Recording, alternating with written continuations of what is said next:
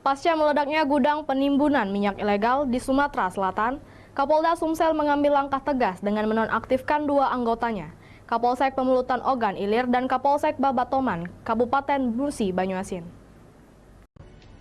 Semua minyak rakyat yang ditarik di luar peraturan Menteri SDM nomor 1/2008 itu adalah ilegal.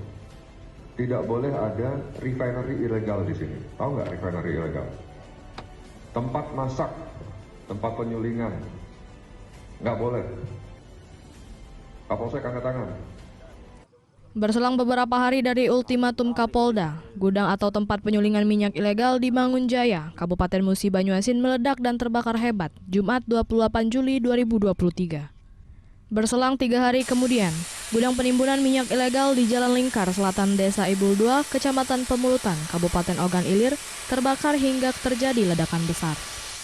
Pasca meledaknya 2 gudang minyak ilegal tersebut, Kapolda Sumsel mengambil tindakan tegas dengan menonaktifkan 2 kapolseknya, yaitu Kapolsek Babatoman Polres Musi Banyuasin Ibtu Viko Fairul Fajar, serta Kapolsek Pemulutan Polres Ogan Ilir Sumatera Selatan AKP Heris Yusman. Kabid Humas Polda Sumatera Selatan, Kombes Pol Supriyadi mengatakan, Kapolda Sumsel tidak akan ada toleransi untuk illegal drilling. Masing-masing Kapolsek harus mengetahui wilayahnya tidak ada lagi kegiatan illegal drilling, penyulingan, dan penimbunan.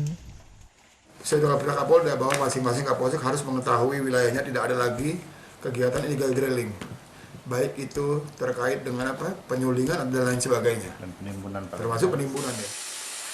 Saat ini 2 Kapolsek tersebut ditarik ke Polda Sumatera Selatan dalam rangka untuk dilakukan pemeriksaan.